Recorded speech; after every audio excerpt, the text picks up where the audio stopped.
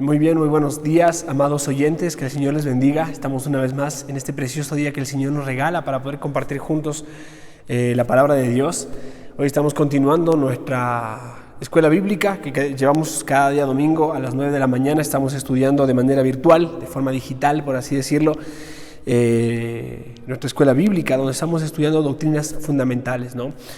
Usamos como guía, como material de base, la confesión de fe, y es un estudio acerca de lo que la confesión de fe nos muestra, nos dice. Es una confesión muy resumida, sumamente útil, histórica, y tiene un trabajo, un tratado, un esfuerzo de grandes hombres de Dios por presentar las doctrinas bíblicas, las doctrinas que se encuentran en las Escrituras. Nos encontramos por medio de este medio que normalmente ha sido para la escuela bíblica, pero este día domingo tenemos algo que nos detiene, ¿verdad? Y debemos frenarnos de salir de casa, ¿sí? Por ahora estamos desarrollando nuestros estudios y nuestros sermones y también lo que llamamos el culto por este medio, ¿sí? Ya nos estábamos congregando, es verdad, pero como cuerpo pastoral también hemos decidido el frenarnos con lo que tiene que ver con congregarnos y con reunirnos en este lugar. Obviamente atendiendo al buen consejo y al llamado de parte de nuestros médicos, de que nos abstengamos, de que frenemos un poco, porque obviamente tenemos el problema de las estadísticas, el problema de los contagios, y nuestro deseo es cuidarnos unos a otros. Por amor a el pueblo de Dios hemos resuelto el no congregarnos físicamente, pero el no dejar de congregarnos en este caso de manera digital, ¿verdad? Así que prepárate junto con tu familia, prepárate ahora para la escuela bíblica y prepárate para el culto del Día del Señor. Vamos a empezar y vamos a orar, ¿sí? Oremos. Padre, te damos gracias por tu gracia y bondad para con nosotros, por darnos este hermoso día para poder disfrutarlo, Señor, para poder compartir con nuestra familia y poder entregarte a ti la adoración y la alabanza, Señor. Sabemos que el propósito principal por el cual tú creaste este día, el día del reposo, el día del Señor, es para ti, Señor. Y queremos hacer lo que te agrada, queremos buscar tu gloria, queremos, Señor, servirte, queremos descansar de todas nuestras labores y entregártelo, Señor, para tu gloria. Ahora pedimos que nos hables por medio de tu palabra, Señor, y te damos gracias por tu cuidado especial para con tu pueblo, Señor. En el nombre de Cristo Jesús, amén y amén. Muy bien, estamos en la confesión y continuamos con el capítulo 19. Esta es la tercera parte de esta entrega acerca de la confesión de fe. Digo que es la tercera parte porque obviamente hemos estado observando del párrafo 1 al 7 precisamente, y ya hemos observado los párrafos 1 al 5. Así que hoy vamos a estar viendo lo que nos queda, el párrafo 6 y el párrafo 7. Y continuando el párrafo ampliado, mejor dicho, el bosquejo ampliado, ahora vamos a estar observando el último punto, que sería el cuarto dentro del bosquejo que tenemos de Sam Waldron, ¿no? El cuarto punto es las funciones especiales de la ley de Dios para los cristianos. Sí, las funciones especiales de la ley de Dios para los cristianos. Hemos estado observando la ley de Dios. Hemos visto esta ley que ha sido escrita en el corazón de Adán y por lo tanto en el corazón de la humanidad, esta ley moral que luego fue codificada. Sí, la ley fue codificada en los 10 mandamientos en el monte Sinaí. Y luego podemos observar cómo también se codificó una amplia disposición de leyes, tanto ceremoniales como leyes civiles o judiciales. Pero viendo la semana pasada la preeminencia que tiene la ley moral por sobre las leyes civiles y las leyes ceremoniales, que en Cristo fueron cumplidas, fueron abolidas, fueron abrogadas. Y la ley moral de Dios sigue vigente, debe obedecerse. Entonces, llegando a este cuarto punto, que ya vimos 3 cosas, vamos a observar ahora las funciones, sí, las funciones especiales de la ley de Dios para los cristianos. ¿Ya que nos referimos con esto? Sí, la ley moral de Dios. Y en este párrafo 6, que es el párrafo más amplio, más grande, tenemos en primer lugar las salvedades de estas funciones que se dan por supuesto. Sí, hay algunas cosas que debemos dar por supuesto o confesadas, por así decirlo, respecto a estas funciones especiales de la ley de Dios para con los cristianos. Ahora voy a explicar qué significa esto. En segundo lugar, observaremos la enumeración específica de estas funciones, porque las funciones que tiene la ley de Dios para el cristiano son específicas, y entonces tenemos un orden aquí de estas funciones. Lo voy a explicar cuando leamos el párrafo. Y la operación armoniosa de estas funciones. Hay una armonía que opera. Mejor dicho, estas funciones operan de una manera hermosa, equilibrada, dice la Confesión de Westminster, de una forma dulce. en armonía. Y vamos a observar esto en este párrafo. Así que lee conmigo, si tienes la confesión en digital o en papel, puedes leerla. Vamos a estar observando este párrafo. Dice así: aunque los verdaderos creyentes no están bajo la ley como pacto de obras para ser por ella justificados o condenados. Tengan en mente ese punto, eso es importante. Aunque los verdaderos creyentes no están bajo la ley, ¿como qué? Como la norma establecida por Dios para alcanzar justificación o para alcanzar salvación, ¿sí? Para ser por ella justificados delante de Dios o ser condenados, ya que el creyente no vive por las obras de la ley, el creyente vive por fe en la obra de Cristo. El creyente ha sido justificado por la fe. Ya vimos todo esto en la justificación y observamos también el tema del pacto de obras, que es aquello que se le requería de Adán y que no cumplió, pero que fue cumplido en Cristo. Ahora, ¿cuál es el punto? Continúa, dice: sin embargo, hablando de estos creyentes, esta es de gran utilidad. O sea, la ley de Dios es de gran utilidad tanto para ellos como para otros, en que como regla de vida les informa la voluntad de Dios y de sus deberes. Mira, como regla de vida, la ley de Dios nos informa la voluntad de Dios. ¿Cuál es la voluntad de Dios? Y entonces tenemos los 10 mandamientos que nos manifiestan su voluntad, pero también nuestras tareas delante de la voluntad de Dios, nuestras responsabilidades. Dice, les dirige y obliga a andar en conformidad con ella. Les revela, hablando de la ley de Dios, también la pecaminosa contaminación de sus naturalezas, corazones y vidas, de manera que al examinarse a la luz de ella, de la ley de Dios, puedan llegar a una convicción más profunda de su pecado, a sentir humillación por él y odio contra él, junto con una visión más clara de la tremenda necesidad que tiene de Cristo y de la perfección de su obediencia. Bueno, aquí están las salvedades de estas funciones que se dan, por supuesto, que aunque el creyente no está bajo la ley como medio para salvación o justificación delante de Dios, como si fuera esto un pacto de obras por el cual el hombre se salva, porque no fue ese punto, no era ese propósito. El pacto de obras que tenía que cumplir Adán tenía que ver con la aceptación de parte de Dios, más allá de salvación, pero después de que él desobedeció, en Cristo está cumplido esto. El punto es que esta ley hace referencia a que nos informa la voluntad de Dios, nos muestra nuestros deberes, nos dirige y nos obliga en nuestras vidas y en nuestros corazones, aún a examinarnos a la luz de ella.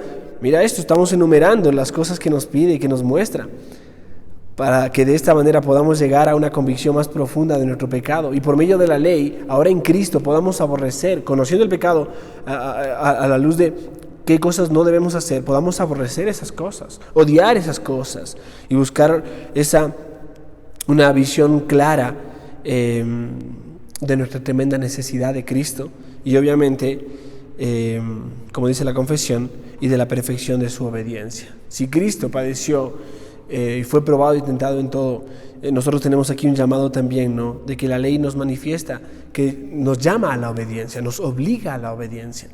Pero esta obediencia no se dispone por el hecho de alcanzar algún tipo de salvación. La obediencia que nosotros debemos a Dios por medio de la ley tiene que ver con el hecho de que hemos sido regenerados, transformados. Ahora tenemos un corazón que puede obedecer, que tiene la capacidad para obedecer la ley.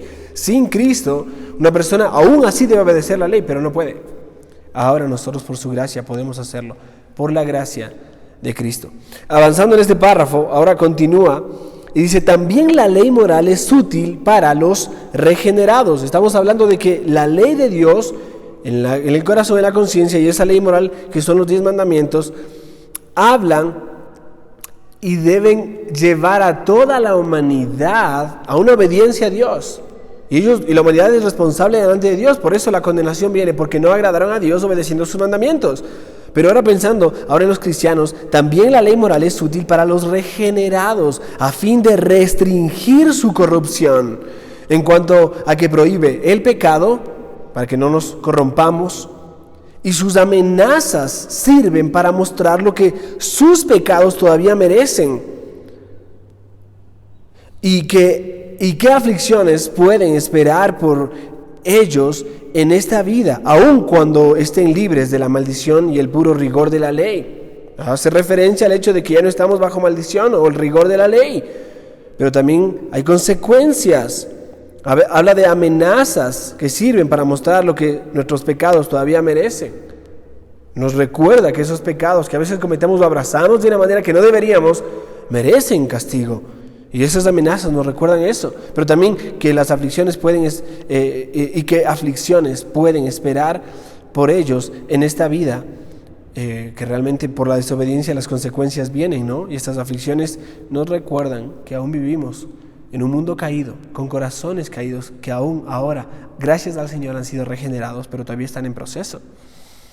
Dicho esto, el párrafo también continúa y dice: asimismo, sus promesas manifiestan a los regenerados que Dios aprueba la obediencia y cuáles son las bendiciones que pueden esperar por el cumplimiento de la misma. Obviamente Dios aprueba esta obediencia. Hay personas que pueden obedecer a Dios, pero esa obediencia no se aprueba, esa clase de obediencia externa, como hablábamos de las buenas obras, ¿no? Esta obediencia es aprobada por Dios, estas promesas que Dios ha dado, y también bendiciones de las cuales no somos dignos. O sea que el Señor nos da su ley para obedecer porque Él es el Creador y nosotros sus criaturas, pero ahí están bendiciones que tenemos por obedecer su ley. Ahora, no es que sea así la norma. Nosotros debemos obedecer la ley de Dios porque somos sus criaturas y Él es el Creador. Pero a Dios le plació darnos bendiciones por medio de esta obediencia. Aunque no como si les deba por la ley como pacto de obras. Dice, ¿ven? ¿Notan en el punto que les menciono?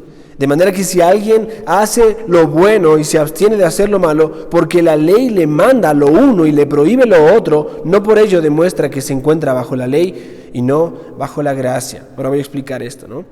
Pero avanzando ahora hacia el segundo párrafo, en el segundo párrafo tenemos dos puntos importantes que son concluyentes, y estos son el hecho de esta armonía, porque hablamos de la operación armoniosa y vamos a hablar del hecho de la armonía y de la explicación de esta armonía. El párrafo dice así, párrafo 7.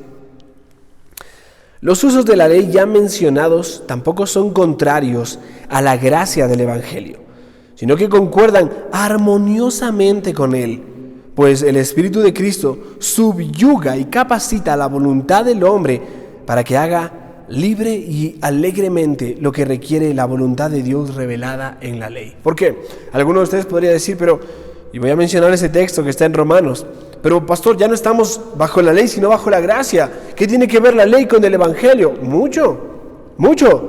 Realmente, si el Evangelio ha llegado a tu vida y ha cambiado y transformado tu mente y tu corazón y te ha dado nueva vida por el poder de la gracia de Dios, entonces ahora tú tienes una voluntad que, como mencionamos aquí, el Espíritu lo menciona en las Escrituras, el Espíritu Santo es el que capacita la voluntad, que no era capaz y ahora es capaz ¿de qué? De agradar a Dios cumpliendo su ley, agradar a Dios y hacer lo que a Él le agrada. Como sus hijos, ahora vivimos como hijos de Dios. ¿Y cómo vive un hijo de Dios? Obviamente representando a su Padre de una manera correcta. Y eso sucede porque el Espíritu Santo nos da esta capacidad para que libre, voluntaria y alegremente podamos hacer lo que Dios requiere y hacer lo que la ley establece. Recuerda, la ley nunca fue dada para salvar, sino que fue establecida para recordarnos cómo debemos vivir y para enseñarnos cómo vivir. Aún fue escrito en nuestros corazones para que vivamos de esta manera. Por eso Romanos censura tan fuertemente esto, porque habiendo conocido a Dios, y ese conocimiento no es solamente un conocimiento de, esta montaña me recuerda quién es Dios, sino más bien teniendo en cuenta de que existe un Dios y que somos delante de ese Dios responsables de vivir bajo sus términos, no lo hicimos, ni le demos gracias, ni le dimos gloria. Y entonces las consecuencias vienen por eso. Pero ahí está la ley mostrándonos a Cristo, ¿no? Y Cristo mostrándonos la ley. Bueno, dicho esto, permíteme dar un resumen rápido de qué enseña esta sección de la confesión, para poder entender un poco, porque el párrafo anterior era bastante largo, entonces quiero que podamos tener una luz sobre esto, ¿no? Esta sección de la confesión nos enseña, en primer lugar, que los verdaderos creyentes no están bajo la ley como un pacto de salvación. Al contrario, recuerda eso. Los verdaderos creyentes no están bajo la ley como un pacto de salvación. Obedece la ley para que seas salvo, ¿no es cierto? Cualquiera que haga las obras de la ley vivirá por ellas. Sino que al contrario. En segundo lugar, que están bajo la ley como, primero, una regla de práctica. O sea, para la vida de nuestra conducta interna y externa. Y en segundo lugar, por medio del conocimiento de su pecado y su consiguiente necesidad de Cristo. Y también, algo que sumamos aquí en este segundo punto, es una revelación de la perfección de Dios. Sí, la ley nos manifiesta que Dios es perfecto y su ley es perfecta. No hay fallas en su ley. Pero también encontramos aquí tres cosas importantes, ¿no? Que estamos bajo la ley, los creyentes están bajo la ley como una regla de práctica. O sea, que debemos vivir en la práctica de la ley de Dios. Pero también por medio del conocimiento de su pecado y su consiguiente necesidad de Cristo. La ley nos recuerda que somos pecadores y nos manifiesta nuestra necesidad de Cristo. A eso me refiero. Y en tercer lugar, una revelación de la perfección de Cristo. La ley nos recuerda que Cristo es perfecto y que obedeció perfectamente la ley. Ahora, esto en cuanto a que estamos bajo la ley, ¿no? En tercer lugar, que también en los puntos principales, que también opera sobre los incrédulos. Sí. La confesión nos enseña esto en tercer lugar, que la ley también opera sobre los incrédulos. ¿Cómo? Bueno, en primer lugar, para restringirlos. En segundo lugar, para advertirlos. Y en tercer lugar, para revelarles a Dios. ¿Recuerdas lo que hace el Espíritu Santo con el incrédulo? Cuando se predica el Evangelio, Él convence de ¿qué? De pecado, de justicia y de juicio. ¿Qué significa eso? Los restringe, los advierte y les revela a Cristo. ¿Qué? Al predicar o al guiar por medio del Evangelio del Espíritu Santo al corazón del no regenerado, Él le advierte, hay pecado y el pecado está en contra de la voluntad de Dios. De justicia, Dios es un Dios justo, Él les advierte, ese juez un día va a golpear su martillo, y de juicio, ese día viene pronto para con los incrédulos. En cuarto lugar, ahora, que si una persona hace lo bueno y deja de hacer lo malo, porque la ley lo alienta a lo uno o lo desalienta a lo otro, lo alienta a hacer lo bueno y lo desalienta a hacer lo malo, ello no es evidencia de que está bajo la ley y no bajo la gracia. Sí, es un punto muy importante aquí tener esto en mente porque, no, mire, estoy obedeciendo la ley. No es evidencia de que estás bajo la ley, sino que la gracia de Dios te lleva a tener este corazón. Es el Señor el que pone en nosotros el querer como el hacer. Por la gracia del Señor que nos recuerda su palabra, su bendita ley, nosotros aborrecemos el pecado. Y no obedecemos la ley para perfeccionarnos, sino que obedecemos la ley por la gracia del Señor que está perfeccionándonos. El punto aquí es, en quinto lugar y concluyendo este resumen, aunque estos usos de la ley no están de ninguna forma en contra del Evangelio de la gracia, sino que más bien son esenciales al Evangelio. Todo lo que acabamos de mencionar, estos usos, estas funciones de la ley no están de ninguna forma en contra del Evangelio de la gracia de Dios, ¿sí? No es el Evangelio es importante, pero a esto agrégale esto otro. No estamos judaizando acá. Nuestro propósito no es establecer nuestras propias normas o lo que nosotros pensamos acerca de, ya está esto, ahora tú tienes que cumplir esto. No. Es lo que Dios ha establecido desde el principio. Lo que pasa es que el Evangelio nos permite ahora, por la gracia de Dios, por el nuevo nacimiento, ese nuevo corazón que tenemos ahora, con una capacidad nueva, por así decirlo. Ahora somos capaces de obedecer esa bendita ley. Aunque todavía hay remanente de pecado en nosotros y debemos seguir luchando con ese remanente, ahora podemos tomar esa ley y decir, yo voy a cumplir esta ley, voy a guardar esta ley, voy a agradar a Dios por medio de cuidar esta ley. Por amor a Él, porque Él me amó primero, y en cumplimiento del propósito por el cual Dios me creó. ¿Notas eso? Así que hemos mencionado, y ya mencioné ese texto, pero lo voy a mencionar, ese texto que dice, ya no están bajo la ley, sino bajo la gracia, ¿verdad? Romanos capítulo 6, verso 14. Lo interesante de esto es que con este texto, muchos quieren decir que creen estar libres de toda obligación de cumplir los 10 mandamientos porque son creyentes. No, aquí no hablamos de los 10 mandamientos porque nosotros ya somos creyentes. Nosotros no tenemos que cumplir esa ley. Y yo pregunto, ¿alguna vez has observado los 10 mandamientos? Ya los vimos, ¿no? Rápidamente, muy rápidamente. Y en algún momento anterior lo vimos en serie, pero otra vez lo volveremos a ver eventualmente. ¿Alguna vez has observado los 10 mandamientos? ¿Has notado las implicaciones que tienen? Que no son implicaciones limitadas a un tiempo o espacio, sino que tienen que ver con una vida moral delante de Dios, correcta y agradable para Él. Una vida a la que Él nos llama a vivir, que restringe la vida pecaminosa y que catapulta o apunta hacia una vida de santidad que le agrada a Él. El hecho de no tener dioses ajenos delante de Él implica el tener un corazón solo para Dios. Pero aquí es donde está nuestra lucha más fuerte. A veces pensamos que los 10 mandamientos eran para el pueblo de Israel. No, esperen, esa fue la codificación de la ley, cuando esta fue escrita sobre la tabla, pero esto fue colocado ya en el huerto del Edén, en nuestro primer abuelito, por así decirlo, en Adán, y por naturaleza traspuesto a las demás generaciones. Ahora podemos agradar a Dios. Pero cuando pensamos en esto, se supone que la gracia nos rescata de toda culpabilidad y todo castigo del pecado sin preocuparse en librarnos de la práctica del pecado.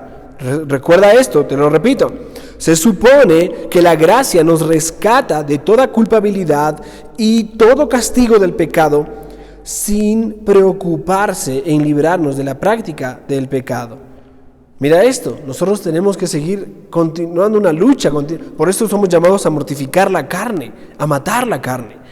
Aún así, este mismo texto aparece en medio de un pasaje, este texto que está aquí, que te acabo de mencionar, Romanos 6:14, en medio de un pasaje que trata acerca de la liberación de la práctica del pecado.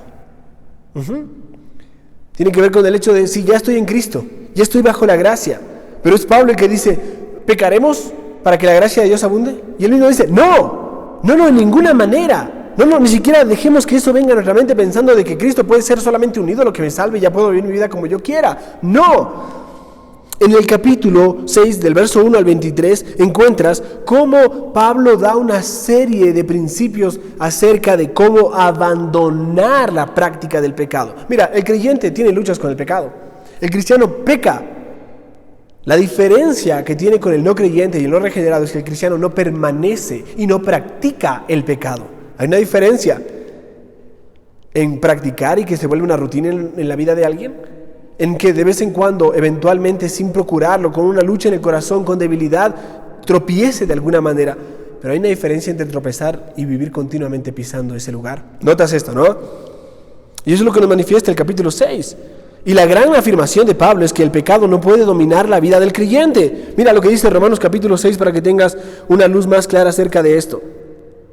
En la carta del apóstol Pablo a la iglesia que está en Roma, él les dice en el verso 2, por ejemplo, recuerda esto, la gran afirmación de Pablo en este texto es que el pecado no puede dominar la vida del creyente. Ya no estamos bajo la ley para que el pecado tome esa ley y nos lleve a estar dominados por el pecado. Mira, la ley es buena, pero nuestra carne nos lleva a que por medio del conocimiento de la ley querramos pecar más. Cuando nos dicen no hagas esto, ¿qué hacemos?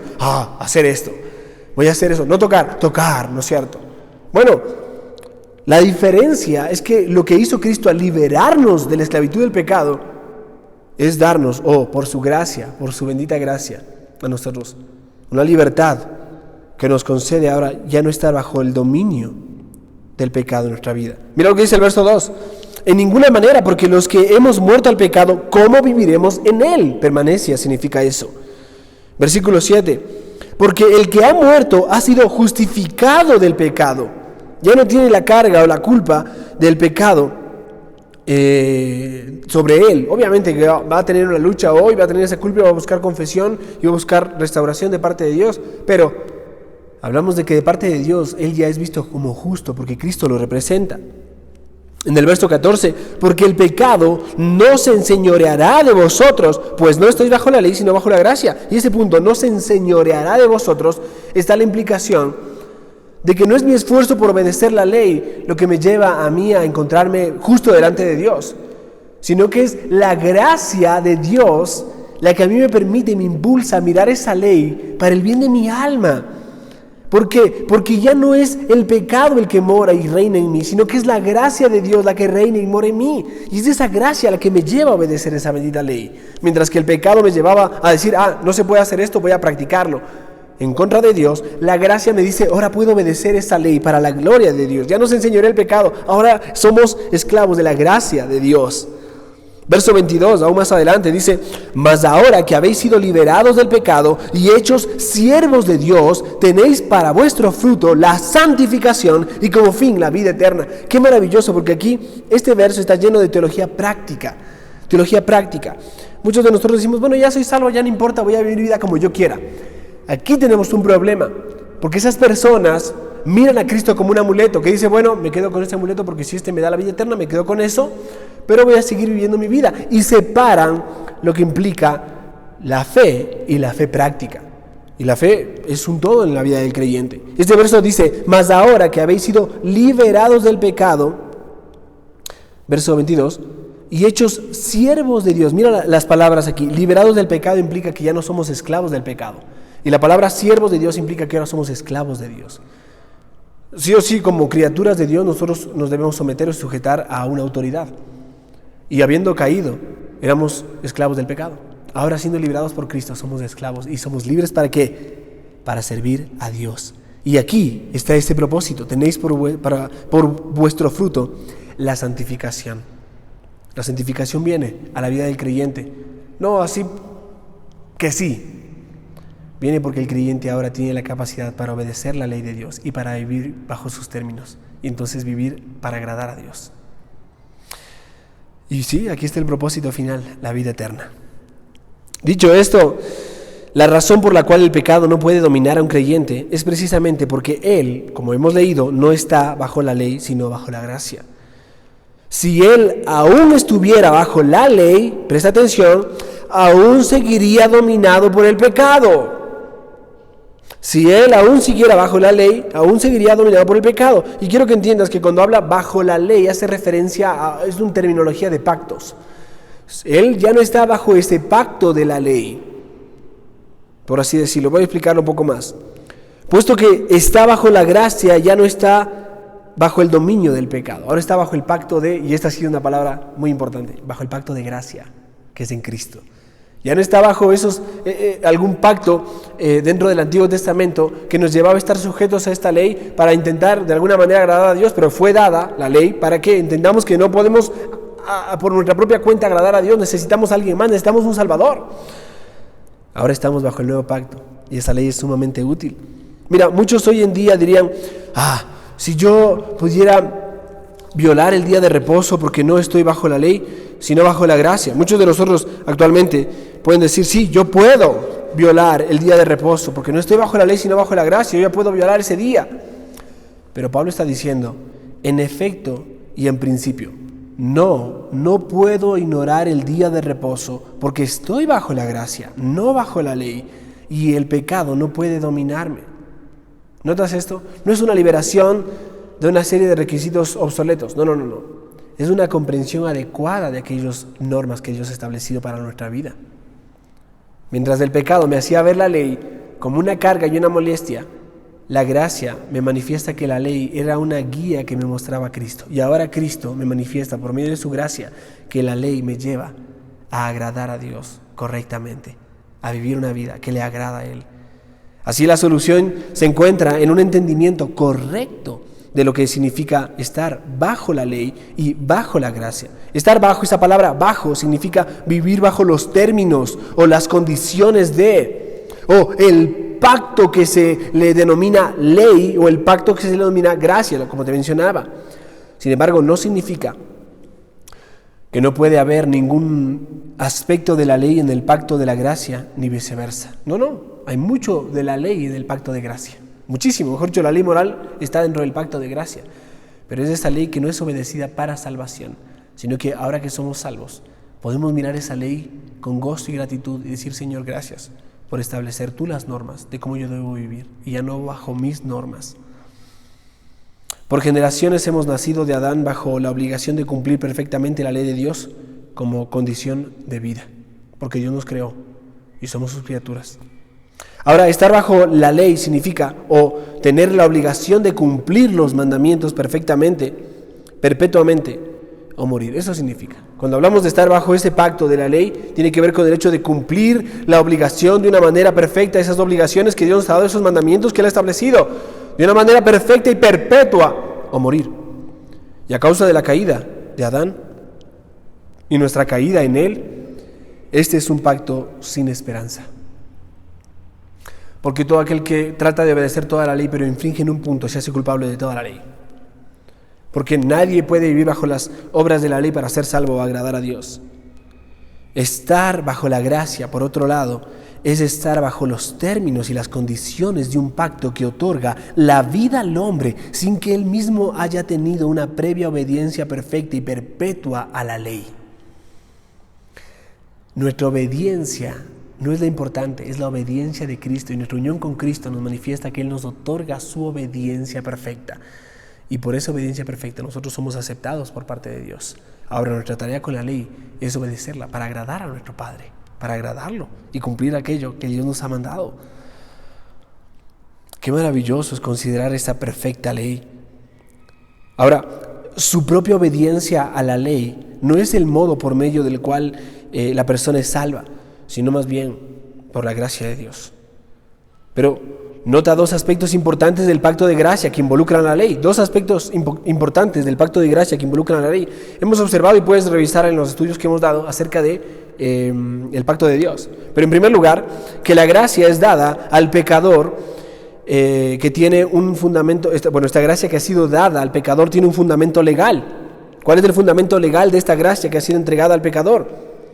Jesucristo rindió una obediencia perfecta y perpetua a la ley y recibió la pena que el pecador merecía.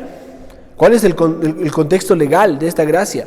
Que para que a mí se me otorgue esta gracia, este regalo, esta bendición, este perdón de mis pecados y yo pueda ser visto justo delante de Dios, alguien más tomó mi lugar legalmente delante de Dios. Alguien más obedeció la ley en mi lugar de una manera perfecta delante de Dios. Y entonces ese alguien más, que es Cristo, me otorga gratuitamente su obediencia a la ley. Como decimos, una obediencia, como mencionábamos, ¿no?, en cuanto a Cristo, una obediencia activa y una obediencia pasiva, ¿no? Una obediencia activa, obedeciendo perfectamente la ley de Dios, y una obediencia pasiva, obedeciendo, cargando los pecados, tomando el lugar de los pecadores. No existe gracia sin el cumplimiento de la ley. Cristo cumplió la ley y por eso hay gracia para nosotros. Pero en segundo lugar, se llega a la mayor santidad por la gracia que es dada, no sin ella.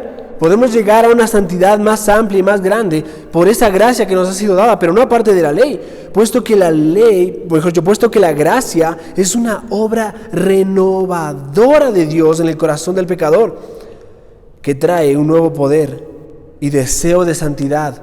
El resultado es cumplimiento de la ley en un grado mayor que los inconversos. Mientras que alguien que no conoce a Cristo puede obedecer la ley de una manera externa y dice, no, hay que ir a la iglesia, hay que ir a la iglesia. Alguien que conoce a Cristo sabe que no solo responde a esa obediencia de congregarse o de buscar los medios y las formas de congregarse para su bien, sino que guarda el día del Señor, lo entrega a Dios, comparte con su familia, conoce las implicaciones de ese mandamiento, no solamente en lo externo, sino que guarda en su corazón de agradar a Dios con una actitud correcta. Y esto no lo puede hacer cualquiera, sino solo aquel que está bajo la gracia, bajo el poder del Evangelio. Dicho esto, queda claro que al estar bajo la gracia, en vez de estar bajo la ley, no se trata de estar libre de la ley de Dios, sino comprometido con la ley de Cristo. Y estoy parafraseando el texto de 1 Corintios 9:21, comprometido con la ley de Cristo y de aquella ley que Cristo obedeció. Así que la ley es de gran importancia para el creyente. ¿Por qué? ¿Cuáles son las razones de por qué decimos que la ley es de gran importancia para el creyente? ¿Y por qué tenemos que observarlo? ¿Y por qué es importante que podamos memorizarlo y conozcamos las implicaciones de la ley moral de Dios? Porque, déjame darte 3 razones. Primero, como resumen de la voluntad completa de Dios, la ley de Dios es el único reglamento infalible de práctica. Es que no hay otra norma. Es la regla y la norma que Dios ha establecido para la vida de su pueblo, para la vida de la humanidad. No puede decir, ya estoy bajo la gracia, ahora sí puedo vivir bajo mis términos. No. Al estar bajo la gracia, yo me dispongo por la obra maravillosa de Dios en mi vida, no solo por amor a Él, sino en respuesta a la capacidad nueva dada por Dios a obedecer esa norma establecida desde un principio. Cuando decimos esto, quiero que lo entendamos bien. Los apóstoles citaban con frecuencia estos mandamientos como el reglamento para los creyentes. Porque, mira, Romanos capítulo 13, verso 9.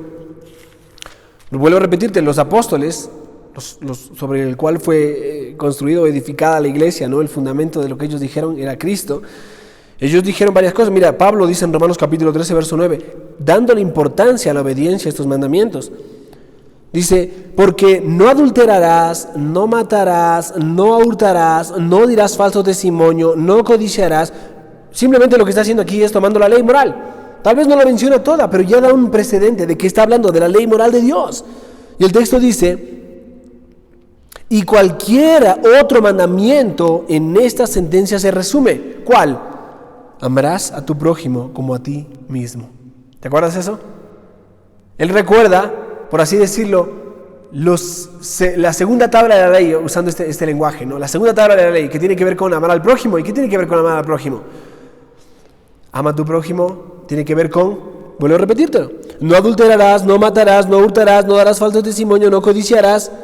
¿Notas eso? Allí se encuentra claramente establecido. Ama a Dios con todo tu corazón, tu mente, tu alma. ¿Qué implica eso? No tendrás dioses falsos delante de mí. Bueno, no solo es un texto, hay varios de estos textos en el Nuevo Testamento que los apóstoles apuntan hacia los mandamientos como parte de la vida, de práctica del creyente. Efesios 6:2 hace lo mismo y varios textos más. Se nos advierte contra el menosprecio a la ley. Es Cristo el que nos dice en el Sermón del Monte. Mira lo que dice en Mateo capítulo 5. Aquí hay una advertencia en cuanto a no menospreciar la ley, a no dejar que no, esto ya no es importante. Es importante. Dice Mateo capítulo 5, verso 19, mas Jesús no se lo permitió, sino que le dijo, vete a tu casa, a los tuyos y cuéntales. Déjenme revisar que estoy bien en el texto. Mateo capítulo 5, verso 19, no, estoy en Marcos, con razón.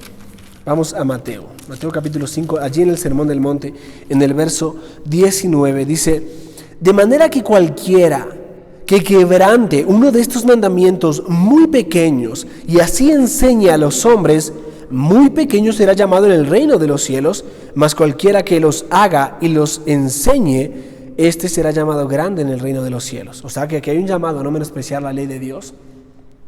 Hay un sentido de equidad. Alguien que obedece los mandamientos y que enseña a otros es grande. Ese es un grande para Dios. Alguien que menosprecia la ley y dice, no, esto no es importante. Ese es un pequeño. Ese es un pequeño. Y no por pequeño digo tierno, sino algo diminuto. Alguien digno de desaprobación. Esa es la palabra en el contexto del texto. Mientras que aquel que obedece es una persona que simplemente vive bajo la gracia de Dios. Y que, como dice Romanos capítulo 12, versos 1 y 2, presenta a diario, de una manera racional, regular, un sacrificio a Dios. Una mente renovada por la palabra de Dios, una disposición a cumplir los deberes como cristiano, a vivir bajo las normas de Dios. Es la mentalidad pecaminosa la que no tiene que ver con cada pensamiento, y se nos enseña que sus demandas, las demandas de la ley, tienen que ver con cada pensamiento interno. Justamente Mateo capítulo 5, del verso 21 hacia adelante, habla de pensamientos internos. Tú ves allí, no matarás, y no habla solamente del acto externo, habla del acto interno. Así que teniendo esto, debemos observar cuidadosamente la ley. Es la mentalidad pecaminosa la que no se somete a la ley de Dios, dice Romanos capítulo 8, verso 7. Es la mentalidad pecaminosa que no ha sido transformada por la ley de Dios. No puede someterse. Pero para el creyente que se deleita en la ley de Dios, Romanos capítulo 7, verso 22, el creyente se deleita en la ley de Dios. Sí, el creyente no ve la ley de Dios como una carga, a pesar de que por ahí en su naturaleza humana, en su naturaleza caída, pero ahora renovada por el Evangelio, a veces tiene luchas. Para el creyente no es una carga. Hay una disposición de su corazón a obedecer esa ley y a disfrutarla porque es para su bien. Esta es llamada la ley perfecta que da libertad, dice Santiago 1:25. Pero compartiendo contigo la importancia de la ley para el creyente, en segundo lugar, la ley también tiene valor para revelar a los creyentes su pecado y su necesidad de Cristo. Sí, es lo que mencionábamos hace un momento. La ley tiene ese valor para recordar al creyente que es un pecador y para recordar su tremenda necesidad de Cristo. Pablo dijo en Romanos capítulo 7, verso 7, si no fuera por la ley, no me habría dado cuenta de lo que es el pecado. O sea, que fue la ley la que manifestó que había pecado en su corazón. Mira, la ley instruye a los creyentes, dice Gálatas 3:19, hace referencia a que es un ayo, una guía que nos muestra nuestra debilidad, nuestra necesidad de Cristo, nuestro pecado.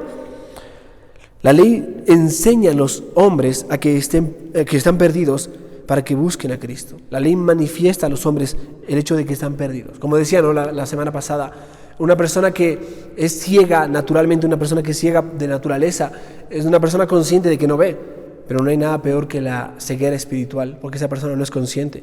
Y qué bueno que es la ley de Dios para nosotros. ¿Qué? Que nos recuerda que estamos ciegos y que necesitamos a Cristo. Como dice Romanos 10:4, de hecho, Cristo es el fin de la ley para que todo el que cree reciba la justicia. Y esto no solo tiene que ver con el momento de la conversión, ojo, rige de allí en adelante. No es, bueno, yo ya estoy en Cristo, Él ya obedeció, perfecto, yo no tengo nada más que hacer aquí. No.